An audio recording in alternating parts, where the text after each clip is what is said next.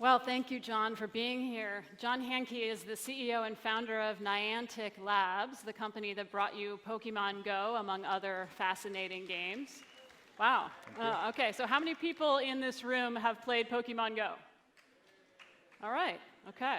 I was trying to prepare John, I was like, it's going to be kind of a nerdier audience than you're used to.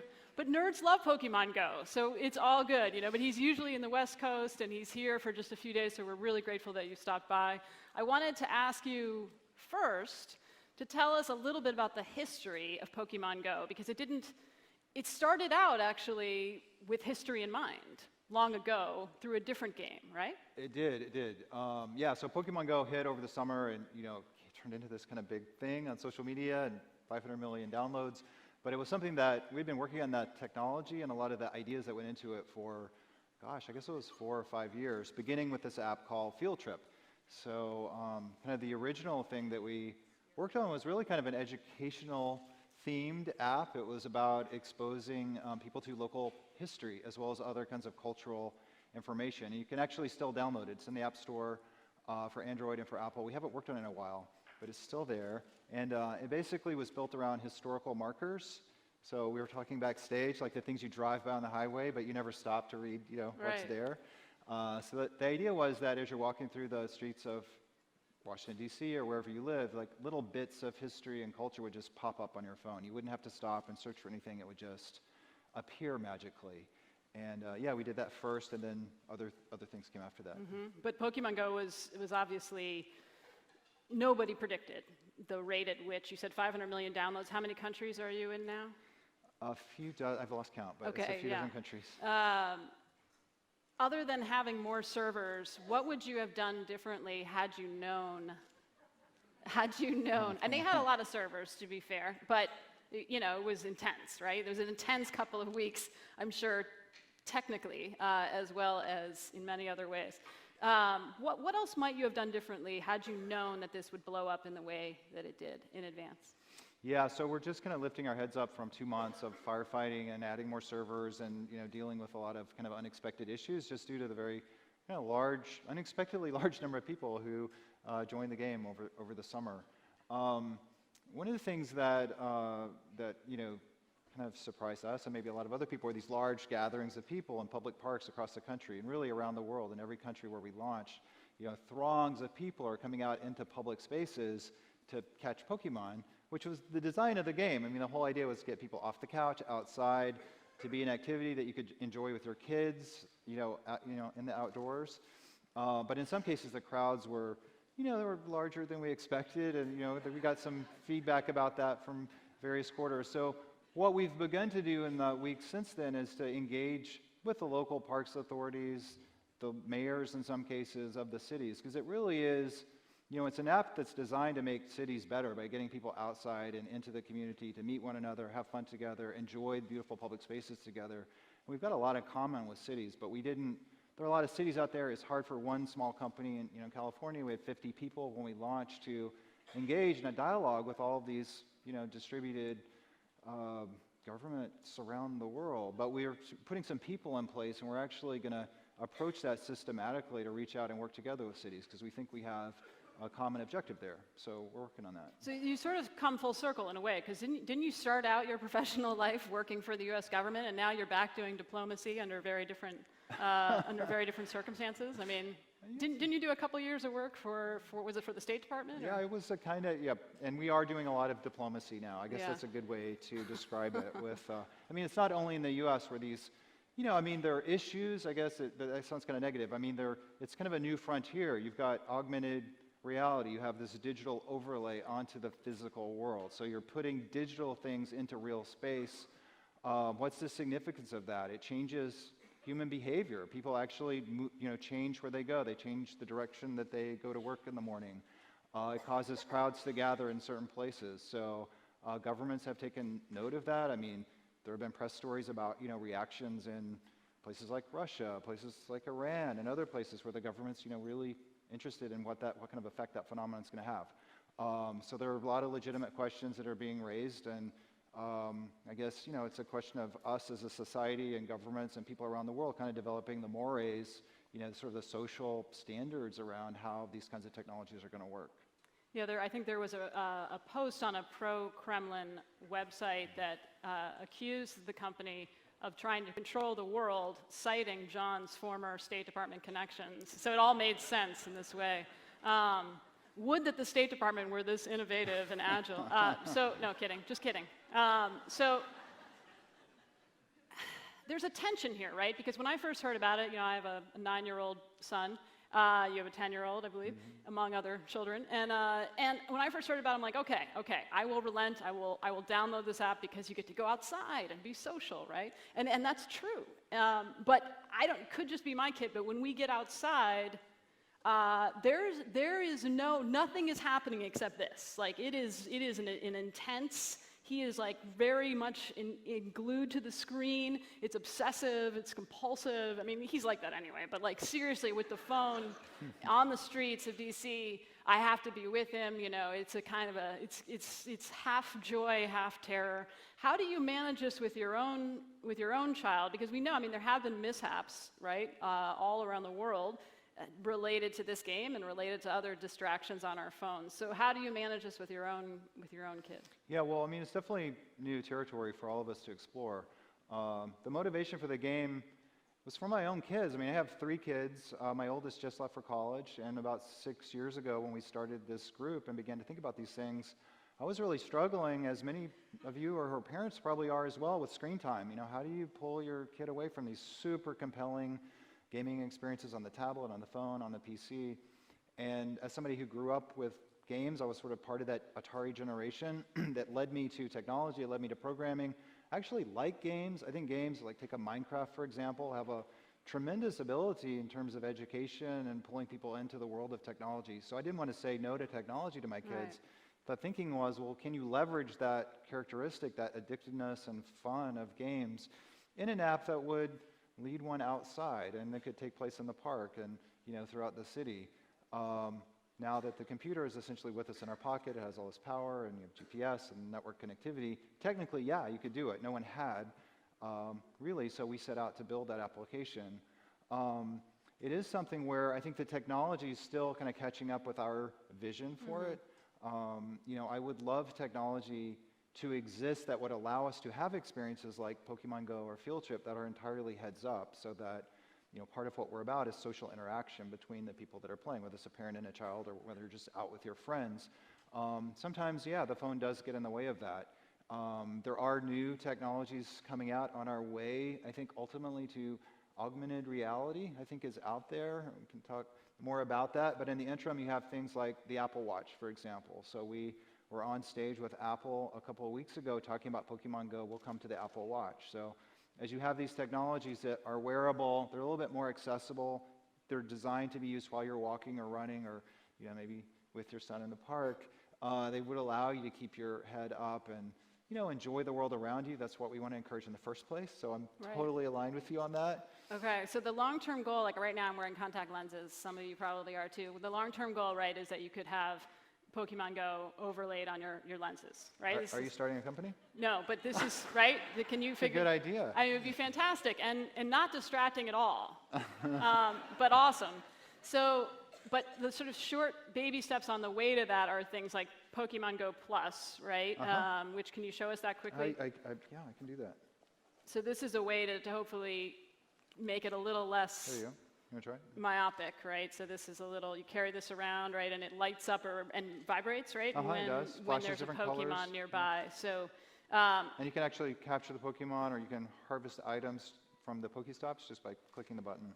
Okay, so what you're seeing are sort of small steps to try to break this crazy obsession with the phone, and so that's exciting. I wonder... look, technology happens incrementally. It's very rare, and even the innovation like the smartphone, Apple introduced the iPhone, and people think of that as this sort of seminal singular moment, but leading up to that, there were many, many iterations on that concept. Nobody got it quite right until Apple did. And I think with augmented reality, it's the same thing. Like, many companies are working on the steps that are ultimately going to get us, perhaps to those glasses or contact lenses that overlay information seamlessly into the world around us. I'm a believer in that. I think ultimately we're going to get there. Companies are working on that, some public, some not public. Microsoft has its HoloLens project. We have Magic Leap down in Florida, a little bit secretive, but they're working in that space. Google has Project Tango. So companies are doing that incremental work now that eventually will get us there. But yeah, I think wearables are one of those steps on the way. Well, it's interesting because the last time we were all here together in this room last year for the summit, for the forum, I was talking about drones, and it felt very much like a similar kind of we're making it up as we go along. So I'm talking here about off-the-shelf commercial drones, and it felt very much like the policy. And sometimes the technology was lagging behind the potential, and we were in these weird positions. So right now, for example, you can create, there are these Pokestops, right, like all over the world that draw people looking for Pokemon. And I believe that what you've done is allow people to fill out a form online if they would like to petition to have a Pokestop removed, right? If they no longer want their church or cemetery or what have you to be a Pokestop, right? So do you have a sense, so this is an attempt, right, to deal with this fast-moving, kind of unpredicted crowdsourcing that has happened here. And so do you have a sense of how many of those requests you've received so far, roughly? Yeah, there are a few tens of thousands. A few tens of thousands. And some of them are not sort of real. They're misunderstandings about how the game works, and they're not about actual issues. But some of them are. I think it's important to understand, where did those locations come from in the first place? Tell us about that. Yeah. We talked about Field Trip, the first application that we built, which was around historical sites and art and architecture. So the genesis of the locations in Pokemon are historical markers. So a lot of the sites are actually historical markers that exist out in the world. Those don't exist everywhere, and so with the game that preceded Pokemon called Ingress, we asked users who were playing, it's a similar kind of game that takes place out in the real world, to submit to us places in their community that they thought were notable. It might be a mural painted on the side of a building, it might be an interesting local museum. We also added libraries and museums, or one of the original sets of points that we included. But and you got how many this way in your database? So about 15 million submissions of these locally interesting places. And we asked people to pick places that were safe, publicly accessible, to have some historic or artistic merit, or that they were a unique local business, meaning some kind of unique local, like the local hangout was the idea. So about 15 million were submitted around the world by people playing this game, by users, by residents of these local communities. And we screened them based on that criteria that I just enumerated, and we accepted about 5 million of them. So the places that are out there that show up as Pokestops and gems in the game are either this historical marker database or libraries or museums, or they were submitted by users. Yeah, and you do get some cool, like there's this bizarre camel statue 2 blocks away from me I never knew about, now I know. You do learn about things that you hadn't noticed before. You also end up with the Holocaust Museum around the corner being a Pokestop, which I believe has been changed. So you need to be very agile, but you have 50 full-time people when this game launched, and now you've got tens of thousands of requests, and you're in this fascinating, strange position of having to determine what should and should not be a Pokestop. Pokestops are not currently supposed to be on private property, is that right? That's right. Okay, so let's remember that Pokestops are not real. Okay, so this is a really interesting thing, right? Because it's a latitude and longitude, right? And so there's not actually a thing there. But we're in this position of trying to, early days, I think, understand how to manage augmented reality, right? Which we don't really even have the language for, it seems like, in some cases. So how do you decide? Here's what I want to know. How do you decide? Is there like 3 guys sitting around a table, like going through these applications to delete Pokestops, and what are the criteria? Is there like an algorithm on a whiteboard? Like, how do you decide? Oh, I mean, it's not that strange of a process, actually. We have about 100, in addition to the full-time employees, we have about 100 contractors working with us. And we have a set of policies, we use that word in Washington, D.C. lightly, but we have policy around Pokestops and what should or should not be a Pokestop. So there's essentially a set of criteria that I enumerated, and there are sort of steps that our folks follow to see if it meets those criteria or not. And if it doesn't, it gets removed. And if it does, there may be a reach out, an engagement with the party that's making the request. And we've had requests, a famous one in South Carolina State House. So somebody associated with the State House sent us a request and said, remove all the Pokestops and gems around the State House. It's a problem for us. So we took them down.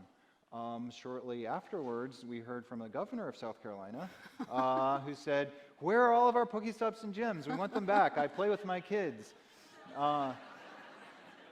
So there are at times. So what did you do? We have added them back at the Okay. governor's request. Yeah, so we did honor that request. But there are differences of opinion at the local level often about what is or is not appropriate. Another example would be in the city of Toronto. There was a public park near a ferry embarkation point, and there were Pokestops and gyms in this public park. Nearby, there's some condominiums, and people lived, and I guess they weren't accustomed to having, very many people in the park. And all of a sudden, people are visiting because it's a beautiful place, apparently, to play Pokemon. I haven't visited there, but people were showing up, and so there were complaints from the people who lived in the condos about excess people in the park. It got escalated to the mayor.